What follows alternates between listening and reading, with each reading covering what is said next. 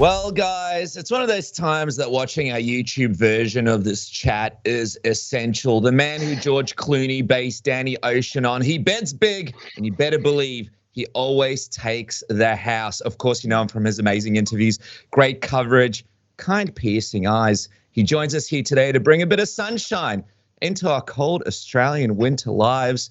And I guess we might also talk about a little bit of MMA. We'll see what happens. Brett Okamoto, welcome back to Submission Radio, man. Man, it feels good to be back. And I love those intros, man. Keep them coming. You guys have been doing that for like 6-7 years now, and they never get old. That's the single thing that keeps people coming back, Brett. So welcome back, man. It's all downhill from here, as you know, Brett. Of course. Yeah, of course. It's good to have you, man. Thank you for joining us. Man, I got to ask, now that it's almost been a week, how do you look back on that Leon Edwards head kick KO that many are calling the greatest single kick in UFC history? Does it top the list for you? It has to top. You know what's crazy is that like right before that week, when I was in Manhattan for Anthony Pettis' PFL fight against Stevie Ray, and I was having this talk with somebody about the most famous kick. What is the most famous? I was with Kenny Florian, actually. What was the most famous kick in the history of MMA? Mm-hmm. And it was either Anderson Silva's front kick, Showtime's kick, Holly Holm's kick. I think those were the three that we kind of identified. And so when I stack it up against those three, I would say that yes, it is probably going to go down in my book as of right now as the best head kick in the history of the sport. And Terry Edom and Kenny Florian had a tough time giving it. He had a tough time giving it away to anyone but Terry Edom, because that was just technique wise, probably the most beautiful of them all. But circumstances, man, I would say it'd be between the Holly Holm one and the Leon one, but the Holly was winning that fight the whole time. You know, Leon had to have that kick exactly like that to win the fight. So yeah, I think it's the biggest kick in history. Just quickly before you go, Dennis, for some reason, I know it didn't have necessarily the stakes around or anything like that, but that Rashad Evans, Sean Salmon one always stuck out to me just because we'd been sort of conditioned to watch it every single UFC intro for years and years and years. And when that happened with Leon and Kamaru, it's the first thing I thought of. And just also interesting because of the, Kamaru and Rashad's kind of Black Zillions connection. So anyway, that's just the kick that I thought of. Yeah, another guy as well, Stephen Thompson, a couple of cool head kick KOs there. Sure. I still love to rewatch that. Okay, so we're in this great mood, Brett. You know, obviously, like, crazy moment just happened just about a week ago. I'm wondering though, like, if Kamaru does come back and, this rematch happens and he's able to dominate Leon, sort of like he was initially in this fight before the head kick happened, how much do you think this kick sort of joins history? How much do you think it's sort of remembered? And I only bring that up because we've seen a lot of people, get big wins, but then champions sort of come back and then it seems to sort of be erased a little bit from the history books in people's minds.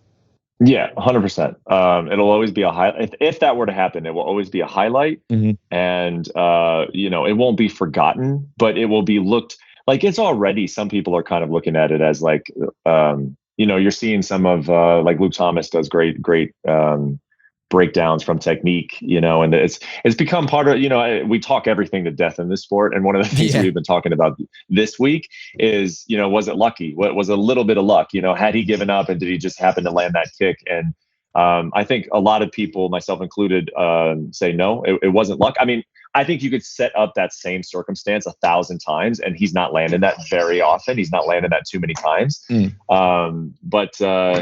So there is a little bit of luck involved in, I think, but there's also just he is known for the head kicks. He set it up beautifully. But if he were to go out and then get wrestled by Kamaru Usman for 5 rounds, it's going to be remembered as a little bit more lucky than it is right now. And I do think it will lose some of its luster. And if you guys give me 1 second, my son is screaming at me. Not at all, man. Not at all.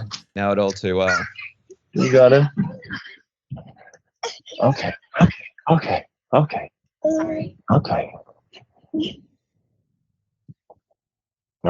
See? Oh, look at this.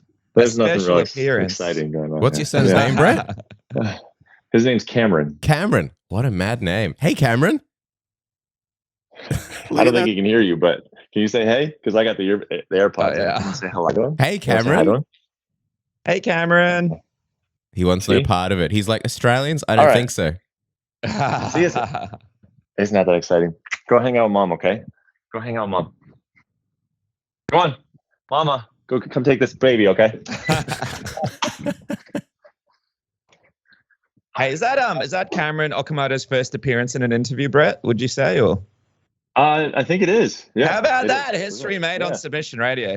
Cameron Okamoto. We're going to look back on this on the files. And speaking of historic, there's some history made right there. I want to know, man, like radio. On Submission Radio, on a weed It's like when podcast. Angelina Jolie and Brad Pitt have all these kids, and it's like, who's going to be the first one with the exclusive? Submission Radio exclusive. Yeah.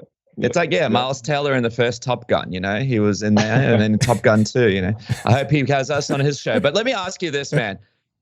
Michael Jordan, if he doesn't make that shot in college, or was it high school, we don't know if this is the same Michael Jordan that we see in the NBA. A lot of people sort of talk about how much making that shot sort of gave him the confidence to become the Michael Jordan that we all know and love.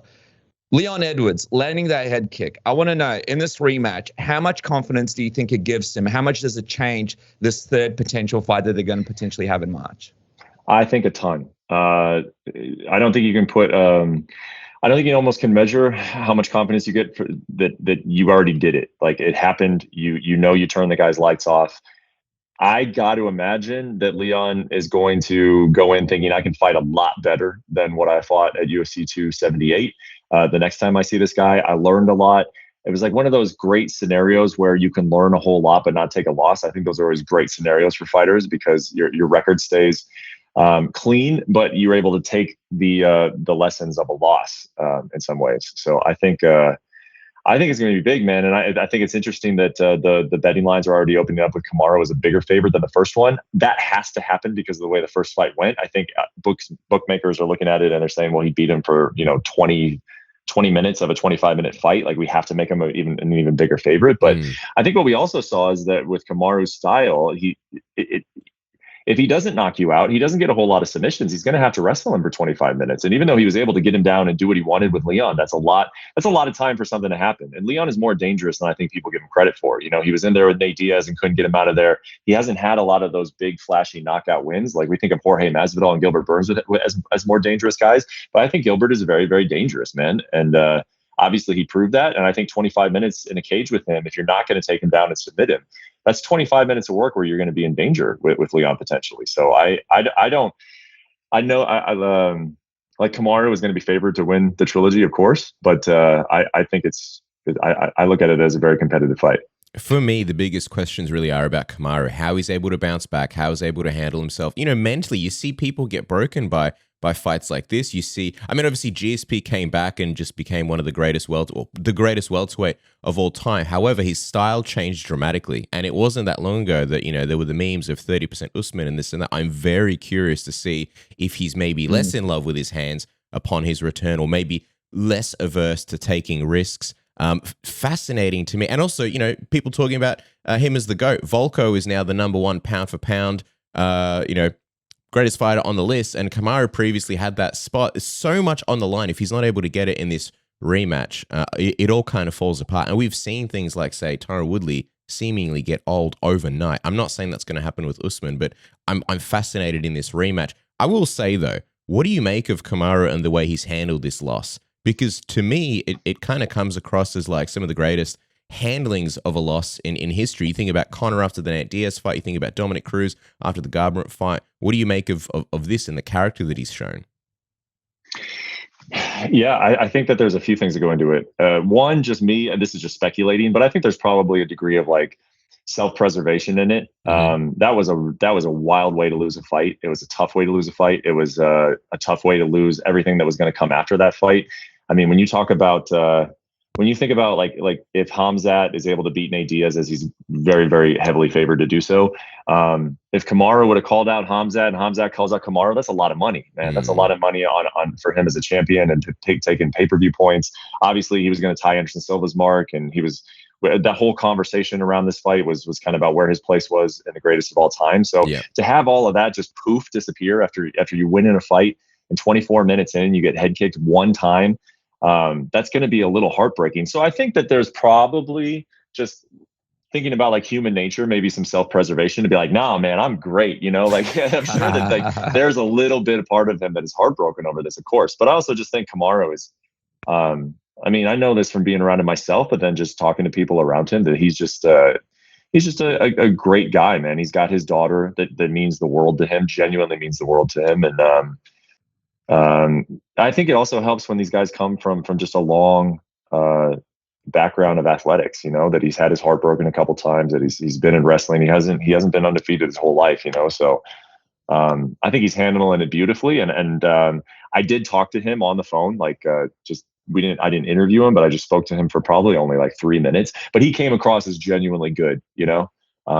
I didn't even call him. I called Ali, who was with him in Florida, and Kamaru was like, "Oh, is that Brett? Let me talk to Brett." And he was like excited to talk to me, was in a great mood. He's like, "No, he was excited to talk to you. What do you mean? We're all excited to talk to you." I can tell you right now, sometimes there are fighters that are not excited to talk to eating dinner with his family. He's like, "Is that Brett?" Just like, "I'll be right back." No, he was good, man. And he was, even though he didn't give me an interview because he didn't want to talk about like fighting right away. He's looking forward to the trilogy. Like that definitely came across. Yeah, and I think just when you look at him, just the discipline that it takes to be in the shape that he's in, to put the streak together that he's put together, to have the career that he's had, he kind of sets precedents and examples for fighters. And I think it's kind of like almost the opposite of what happened with Holly Holm and Ronda Rousey after she got knocked out. She refused to talk about it. There was a huge thing about it. And I think he's sort of showing everybody the right way to do it. I want to know, man, so this thing's definitely happening in March, huh? Like this third fight, from what you understand, they're definitely going to be running it back, because I saw Chael was on the MMA Hour and he was mentioning how hey, he thinks maybe a Colby Covington could plug in. And we've got all these sort of pieces floating around potentially for this next title fight. I just want to get your thoughts on it. Yeah, I don't know exactly when it'll happen. They were scheduled, or they were kind of penciled in to go into London in March, but not with the pay-per-view. It was going to be their fight night. That's usually the time, I think, for the last several years. They always go into London in March. So now they're going to move things around, and Dana does seem very, very, he intends to have a title fight in London. It makes all the sense in the world. Yeah. I mean, I'll wait and see about the stadium thing. I believe him when he says it, and he seems like he does want to take it to a stadium, but there are a lot of logistical things that go on with a stadium. I remember, because I was all gung-ho about it after I watched the Aspinall, Blades. Patty, Molly, that whole card, not the one where Aspinall got injured, but the one before when the crowd, the fun one. Yeah, the crowd was just crazy. And I was like, man, I would love to cover a fight at Wembley. And I remember talking to some UFC executives, and they were like, yeah, there's a lot of problems with that. And I was like, well, what? Can you describe them to me? And then I got on the phone and they described them to me. And there is kind of a lot of things that go into a stadium show. So we'll see about the stadium, but yeah, I do think that the UFC will move some things around, and they'll make sure that fight is in England. And I do think that it's gonna be Kamaru. I mean, unless for some reason something happened in Kamaru and he couldn't go. Like Leon does want to fight Jorge in London, and I think that makes a lot of sense, but it doesn't make sense next. And then Khamzat, I actually do think in a weird way that if Khamzat were to run through Nate Diaz, that if you did Khamzat and Leon and you just gave Kamaru hey, you are definitely fighting the next winner, I actually think it could help all of them, because it wouldn't just exhaust the trilogy right away, and that you could have sort of like a round robin set up with those three guys. I think the UFC would actually be kind of smart in thinking about that, but I think that they're pretty much, that the trilogy's got to happen. This is the biggest fight, and I expect it to happen next. So if the division does get jam-packed, like for example, let's just say Jorge can beat Gilbert Burns. Let's just say Colby Covington is coming back, and Khamzat does have this great performance over Nate Diaz. Are you seeing a scenario now where he moves up to middleweight and potentially tries to challenge for a belt there? Because it looks like a logjam is potentially bound to happen. When you say moving up, are you talking about Usman or are you talking about Khamzat? Khamzat. If he could get a title shot right away, if there's just nobody for Izzy, then yeah, I think so. Because if he can get a title fight at 185 before he can get one at 170, and the UFC wants to make that, which I think that they could if the circumstances fall right, then of course he would take that. If not, if Izzy was doing something like moving, like trying 205 again, or if he had a good, but I don't know who he's going to have, because Marvin Vettori and Robert Whittaker will probably be the next ones, and they both lost to him twice, right? So I think you could see Khamzat at 185, or if he stayed at 170, I think you'd see him against Colby. I think that would be the fight. Yeah, see, I find it interesting that you say maybe you slot Khamzat in there first before they do the trilogy. The only downside to that would be, let's say Khamzat beats Leon Edwards, and then you have Khamzat versus Usman. Even though that's a great fight, big money fight. If you're Usman, you'd be like, yeah, man, I really want to get that Jorge fight. I really want to avenge that loss. And it just depends how the division shakes out. Let's say Leon takes another fight against, say, Jorge or Colby, and then he loses, and then we may never see that trilogy. I wonder though. You mentioned Jorge. What do you make of this whole back and forth between him and DC? DC obviously suggesting that he should big league him, and then Jorge obviously championing for this, title shot. And then there's obviously Ben Askren getting in on the discussion and saying, look, I don't think it's a hot take to say that you can't take 3 years off and then demand a title shot. What do you make of this whole thing? Yeah, I love Jorge Masvidal, man. I was like most hardcore MMA fans. I was a big time Jorge fan before he turned into Jorge Masvidal. Like when nobody was really paying attention to this guy. But I gotta. I mean, I don't think I'm stepping out on a limb here. Like, I don't know how you can't take DC's side on that. I mean, Jorge did what he did, and you can't blame him for any of the steps that he took. I mean, he sucker punched Leon in London, and you can have whatever opinion you want of that. But then he could have fought Leon a bunch of times and did not. He basically was like forced into taking that fight against him at the end of last year, and then he couldn't get there because of an injury. But if you're going to ignore the guy, and then all of a sudden something good happens to him, and he's like, "Oh, I'm gonna be this guy's first title defense." Like, it's not going to happen. Like, DC really, I didn't even think DC was going after Jorge. He was just basically saying, he's basically pointing out facts. Like, Jorge hasn't won much lately. Jorge hasn't won much lately, and he put off Leon numerous times. There were definitely plenty of times that he could have fought Leon Edwards, and he wasn't the only one. Colby did it too. Like, no one really wanted to fight Leon Edwards, and there's nothing really wrong with that. All of those guys are trying to make business decisions, but then to just be like, see you guys in London, I thought that was just like, what? No, you won't. And we're not gonna do that title fight. And if he beats Gilbert Burns, which I do think we will see that fight either at the beginning of next year or very, very late this year. If he does that, then I think he will get a title shot, but he's not going to get it next. I don't see a situation in which he would get it next. Yeah. When I ask you about Colby in a second, but just quickly, while we're talking about title shots, if you want to be the pound for pound ball shaving champion in your life, look no further than Manscaped's Lawnmower 4.0. Look at Brett, can hardly contain himself with excitement. The Performance Package 4.0 makes a fantastic gift for this Father's Day here in Australia, which is September 4th. Or it doesn't have to be Father's Day. It can be also everybody in the US. Correct me if I'm wrong. It is summer now, right now. Brett, correct? In the States? 87, is that what you said? 87 degrees? I'm saying it's summer. It's summer?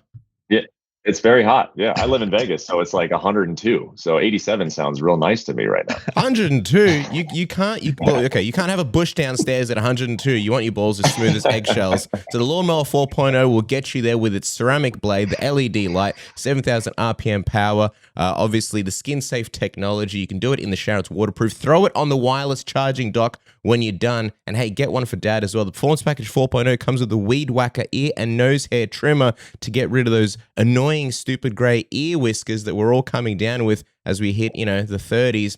Also, the Crop Preserver and the Crop Reviver ball toners to keep the boys smelling nice and fresh. Free bag, free underwear, free gifts, free shipping. What's not to love? Isn't that right, Dennis? That's right, man. 20% off and free shipping with a code word submission. Instead of 102 degrees, why not get 102 women with your smooth balls thanks to Manscaped? And guys, by the way, right now, huge fights coming up next weekend. I absolutely cannot wait. Marvin Vettori versus Robert Whittaker. We've got Marvin Vettori right now at a plus 184, Robert Whittaker minus 243 with our friends at MyBookie, and Tai Tuivasa plus 382, Ciryl Gane minus 588. And you guys can get 100% match deposit right now if you go on there, lay down your bets, and use the code word submission. There's no doubt about it. When it comes to betting, MyBookie is your home for all sorts of bets. Jump on there, use the code word submission, get that bonus now, Cass. And super quickly before we talk about Colby, obviously we're joking with Brett about potentially there being some fun cards to travel to. Well, if you're traveling anywhere, I know people are going on holidays at the moment. You can use a VPN like NordVPN to book your tickets and get a cheaper flight just by changing your geolocation. The same exact flight costs different depending on what country you're in, or at least what country your browser thinks you're in. hot tip, if you want to buy Netflix, change your geolocation to Mexico because Mexican Netflix is cheaper. But if you're in your country, you can still access all the great titles in your country, or switch your geolocation to, say, America or Canada or Brazil or wherever you want to access those great Netflix titles. Save yourself a bunch of money, protect yourself, and block your internet service provider from seeing any of your data, any of your browsing history, anything with NordVPN. No speed throttling, no buffering, just a premium experience for whatever you're streaming, 4K movies, TV shows, the UFC, anything. Isn't that right, Dennis? That's right, man. And you guys can get a huge discount plus 4 months off. That's right, 4 months for free thanks to this great deal that NordVPN has right now. Go to nordvpn.com/submission or click the link in the description below. And by the way, guess what? It's 30-day money-back guarantee, no risks whatsoever. And by the way, you know, if you want to maybe, I don't know, stalk somebody's profile, I don't know, by the name of Brett or Komodo, and I don't know, click into his photos 1,000 times, but then I don't know, you don't want him to find out when he looks into his little insights section on the social media manager. Well, then NordVPN will protect you from your stalker tendencies. Go to nordvpn.com/submission now. All right, Brett, so Colby Covington, I got to find this out about because Dana White was just recently saying how they're talking with Colby Covington about potentially making a comeback soon, but we haven't really heard from him. We really haven't been able to see what's going on after this whole thing with Jorge Masvidal happened, the lawsuit, but now we're hearing other rumors in the back end. So I just want to clear things up. From what you understand, is Colby Covington really coming back, and are there actually plans for the UFC to do that soon? I don't know. Colby's leaving me on red. I've tried to reach out to him a few times, and he's not really telling me what's going on. The way I read it is that I think that there's hope that that Colby will fight before the end of the year, and there has been that hope for a while, like pretty much ever since this whole thing with Jorge started. I mean, they've still been talking about Colby Covington and their plans for him, of course, because he's a popular guy and he's highly ranked.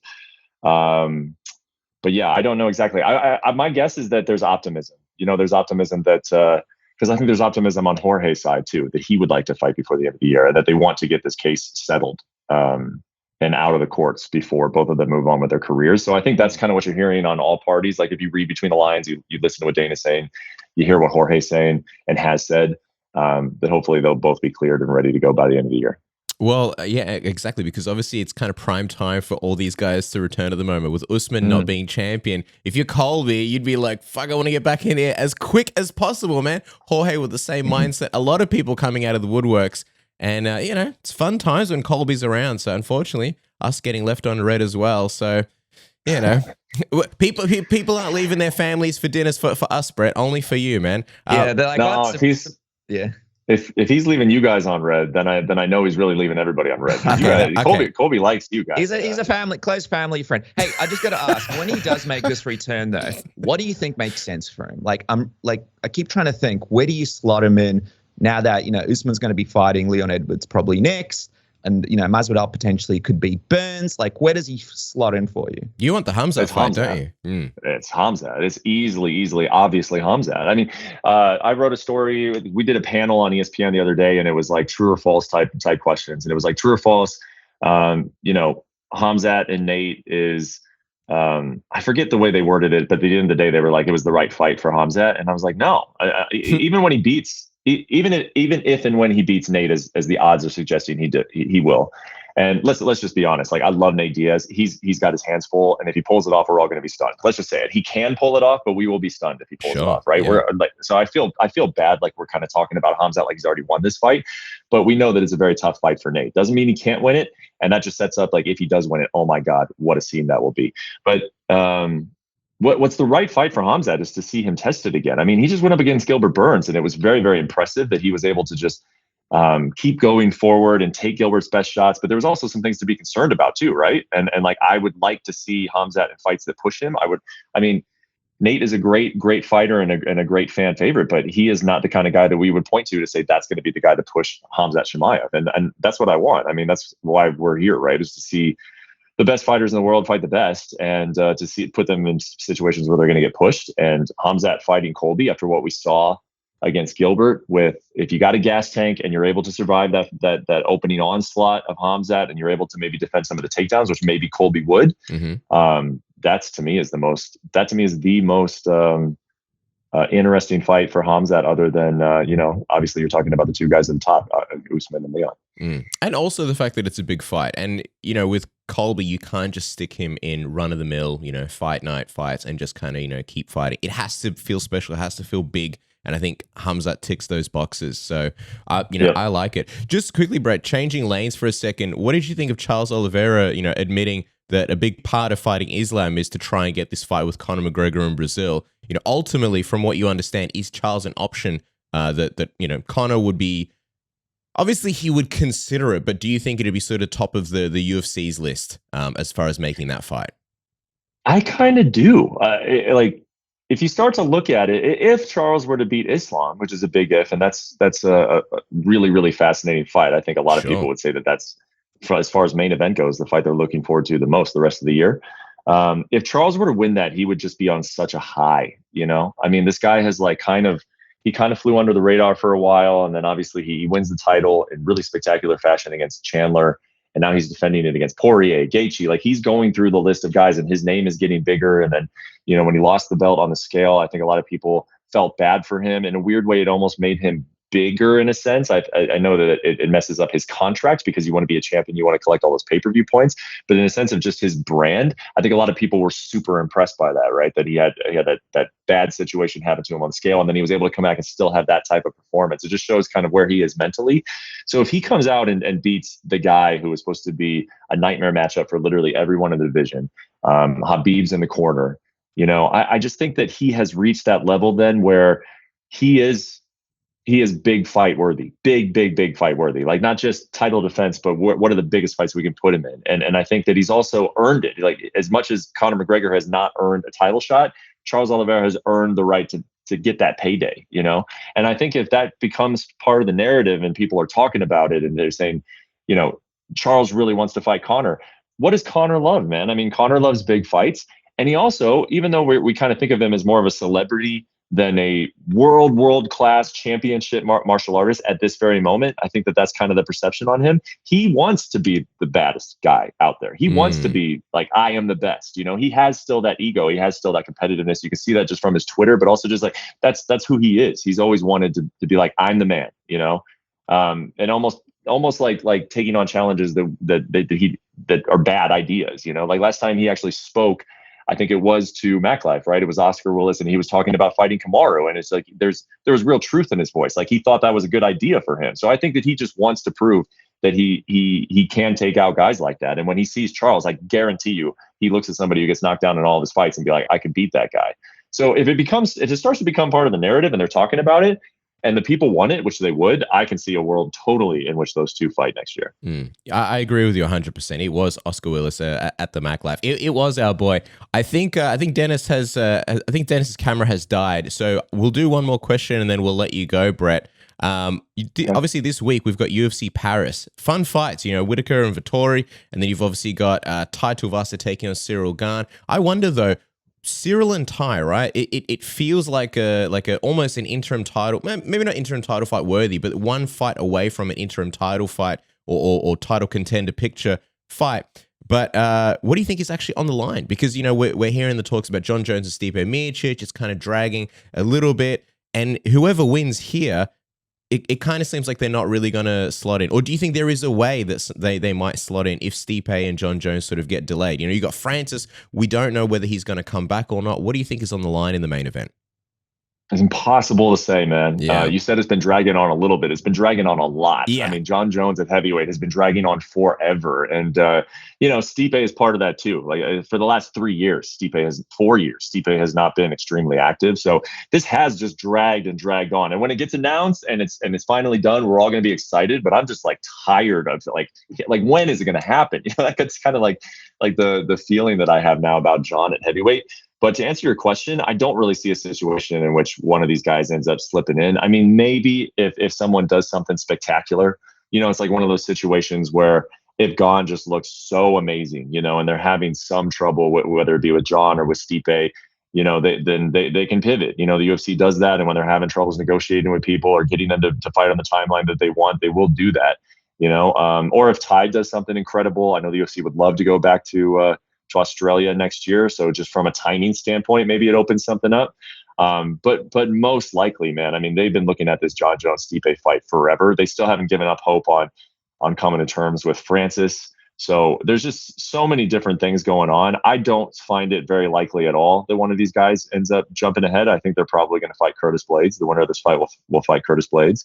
But you want to win, right? You want to win and keep yourself right there in that position. It's MMA. Strange things can happen. A lot of times UFC is making decisions just completely based on their schedule. And so you want to put yourself in that position where if your number gets called, it can be. But I do think it'll end up being Stipe and Jon at some point. All right, well, there he is, guys. The man, the myth, the legend, and the top 0.001 creators on OnlyFans, which basically makes him the #1 account in the world. Follow him on all socials and OnlyFans at Okamoto ESPN. Bro, we could chat to you for hours, man. Always fun chatting with you. Thank you so much for taking some time to chat with the boys. Thanks for inviting me, man. Miss you guys. Hope to see you soon. I miss you too, man. Beers next year, hopefully.